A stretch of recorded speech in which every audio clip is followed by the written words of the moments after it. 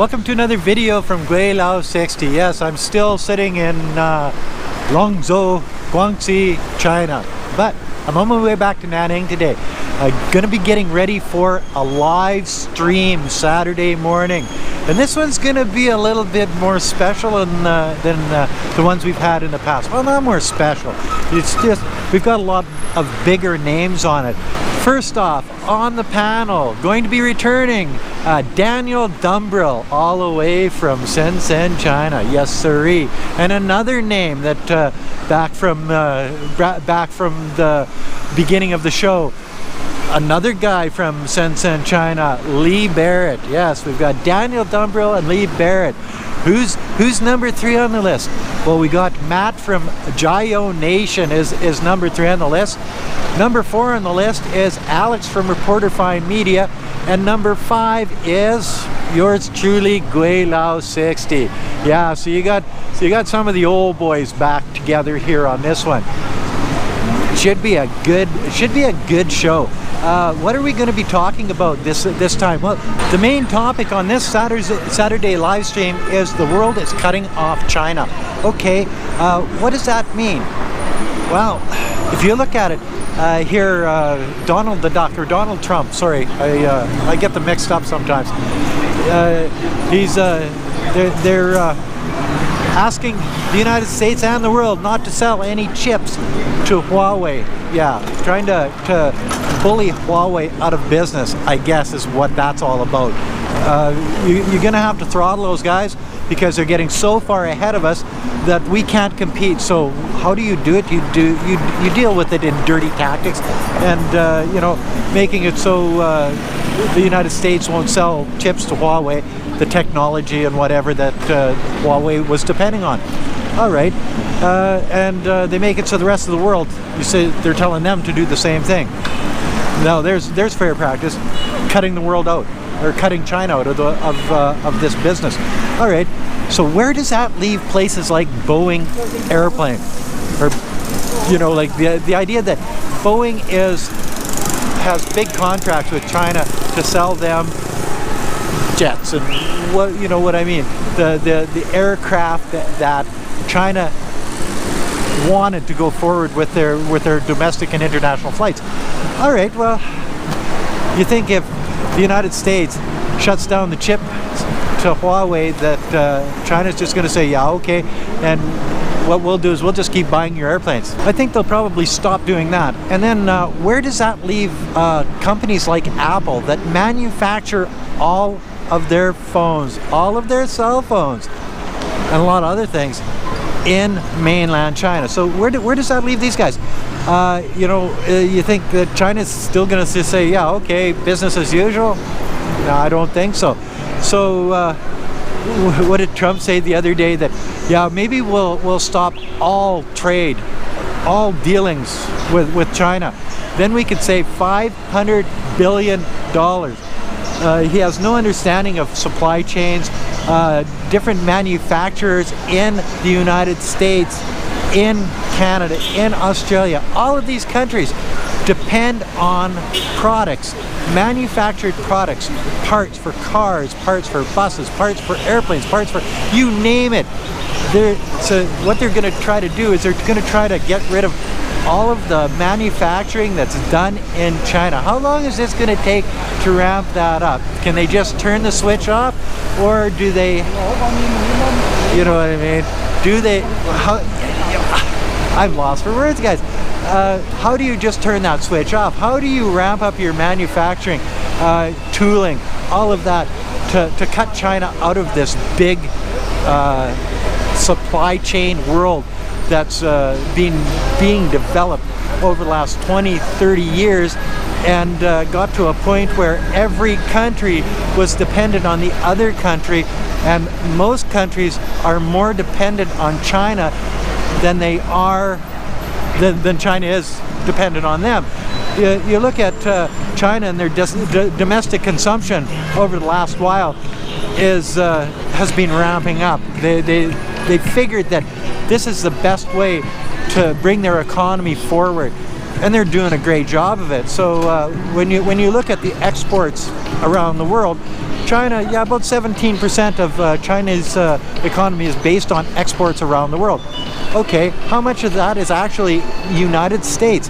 Anywhere from 2 to 5% type thing. So I would imagine that if the United States just said, well, we're not going to do any business with China anymore, the domestic consumption would take that 2 to 5% and just sort of tuck it in its pocket and say, well, yeah, okay, well, it's going to cost us a little bit now, but what we'll do is we'll just change from exporting this stuff to the United States to selling it to our 1.4 billion people, guys, and our allies, Russia, Iran, all these East Asian countries that they have the Asian expos and the trade deals and stuff.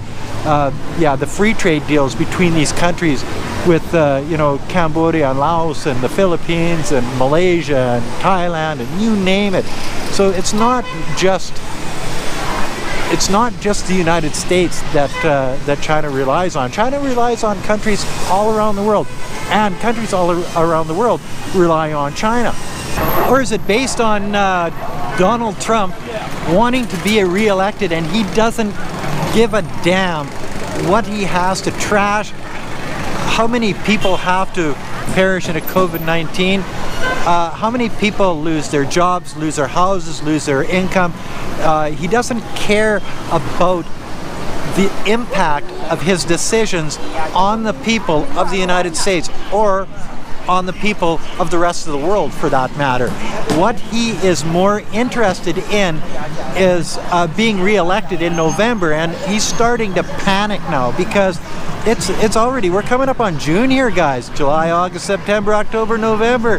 Yes, you're down to the crunch, and he knows that his economy is in the toilet. He knows that he mismanaged the CV outbreak in the United States. Everybody knows that. He knows that if he can't blame somebody else for this problem, he's gonna go down in a big ball of fire come November election. Well, he's probably gonna go down in a big ball of fire anyway.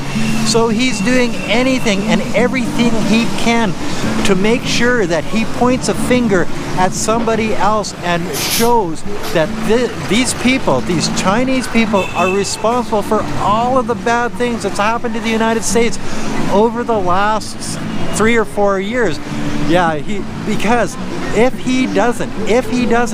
everybody or the majority of the people in the United States look at Donald and say, Don, it's your fault. You're the one that downplayed the CV. You're the one that started the trade war with China. You're the one that's cost our farmers money. You're the one that's cost our businesses money. You're the one that is basically responsible for the stock market crashing. You're the one that's basically responsible for just about anything out there because of your nonchalant, uneducated, terrible way of dealing with the country as a whole. You're spouting racism. You're spouting hate to the people of the United States against an entire country, and it's always their fault. Why is that? Because you're incompetent is what it comes down to. And if the people of your country see that you're incompetent, like the rest of the world sees that you're incompetent, well, then they're going to vote you out, and then you'll be a nobody. Once again, you'll be I don't know what you were before, just somebody on TV, a TV personality. Yes, you'll be a TV personality, ex-president TV personality, and with all your haters behind you. And there are a lot of them there. So there are a lot of people that actually believe the stuff that this guy is spouting, and it's a scary thing.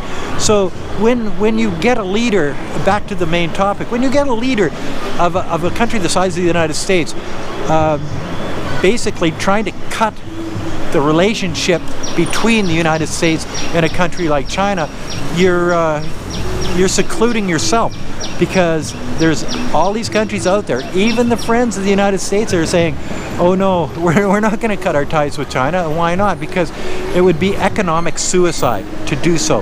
It would be just one of those stupid things. All of our factories would be down. We'd have to retool everything. We'd have to start making parts.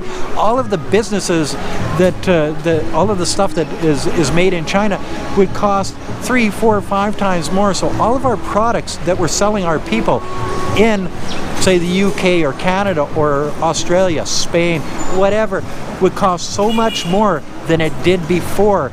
And but Don doesn't see that, because all Don sees is he wants to be the president of the United States for another 4 years, and he'll do anything that it takes to become the president of the United States for another 4 years.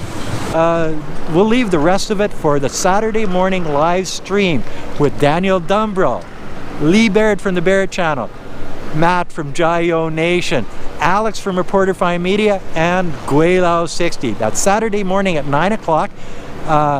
What is it? 6 o'clock Pacific time, 9 o'clock p.m. Atlantic time, 2 in the morning. Sorry, UK guys.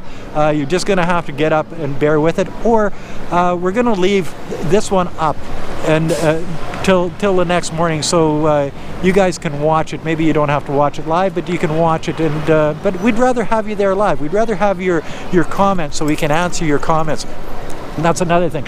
All your super chat comments are answered on the show, and we'd like to see you all there. This is going to be a big show, a good show, and we're looking forward to it. And that's another video from Gweilo 60. If you like this video, as always, like, comment, subscribe, push that share button. Thanks for watching. Hit the bell, resubscribe, and never forget, guys and girls, put a couple of bucks on the children's Patreon account. It's for a good cause. It's for poor rural Chinese children. They just need a helping hand. We can give them that helping hand. Help me help them.